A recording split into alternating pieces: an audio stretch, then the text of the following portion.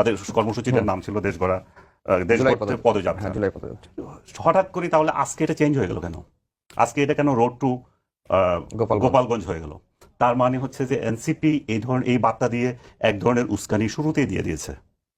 এই উস্কানিটা আপনি আরো বেশি সক্রিয় হয় আপনি যদি 32 নম্বর ভাঙা হয়, সেই কাহিনী যদি দেখেন, 32 নম্বর ভেঙেছিল, এখন তার বাড়িতে যাচ্ছেন আপনারা, তার এলাকায় যাচ্ছেন, আগে থেকে উস্কানি দিচ্ছেন সেটাকে স্বাধীন করা হবে।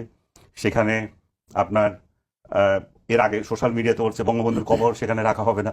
সো আগে থেকে যে এক ধরনের উস্কানি বা ওরা যে ভেবে নিয়েছে, গোপালগঞ্জবাসী যে ভেবে নিয়েছে, আমি যেটা বলছিলাম যে এই জাতীয় নেতাগুলোকে আমরা তো ইচ্ছে করলে মানুষের হৃদয় থেকে মুছে দিতে পারি না, তাই না? তারা তো তাদের এলাকার লোকদের, তাদের জাতির কাছে হৃদয় আছে। এগুলো ব্রাশ দিয়ে যদি আপনি মুছতে চান তাহলে সেখানে এই ধরনের উল্টা প্রতিক্রিয়া হয়। এনসিপি এমন সব উস্কানিমূলক কথা বলেছে, সেখানে দাঁড়িয়ে মুজিববাদের কবর রচনা করতে চেয়েছে, মুজিববাদ শেষ করে দিতে চেয়েছে। যতগুলো যেভাবে এসেছে, আমি মনে করি যে দুই পক্ষ থেকে, এই পক্ষ থেকে যেমন অগণতান্ত্রিকভাবে তাদেরকে হামলা করা হয়েছে, ওই পক্ষ থেকে কমপ্লিট একটা উস্কানি ছিল এখানে, যাতে এই ধরনের সংঘর্ষ হয়। হাসনাত এন্ড আদার্স তারা মঞ্চে দাঁড়িয়ে বলছে মুজিববাদের কবর রচনা করা হবে, মুজিববাদ মুর্দাবাদ। তা আপনি তার এলাকায় দাঁড়িয়ে বলতেছেন যে মুজিববাদকে কবর রচনা করবেন। এটা তো আপনি আজকে জুলাই 1 তারিখ থেকে কোথাও বলেন নাই।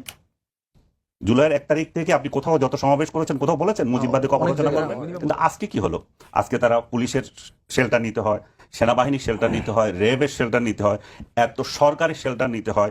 সরকারের 2 জন মন্ত্রী ওয়াজ করছে পুলিশের কার্যালয়ে বসে, কিভাবে কি হচ্ছে নজরদারি করছে এবং নির্দেশ দিচ্ছে। তার মানে কি পুরো রাষ্ট্র মেশিনারিজকে তারা ব্যবহার করে একটা সমাবেশ করতে যাচ্ছে এটাতে। এবং আপনি যদি খেয়াল করে দেখেন, সরকারের তরফ থেকে একটা বিবৃতি দেওয়া হয়েছে। এই বিবৃতিতে মায়া কান্না করা হচ্ছে যে সমাবেশ করতে দেওয়া হচ্ছে না, এটা মানবাধিকার লঙ্ঘন হচ্ছে। কিন্তু 4 জন লোক যে মারা গেল, একটা টু শব্দ নাই। তারা কি কুকুর বিড়াল? তারা যেই জায়গারই হোক, যেই দেশেরই হোক, যেই এলাকারই হোক, তারা তো মানুষ। তাদের জন্য কোনো একটা লাইন আছে সরকারের তরফ থেকে? নাই।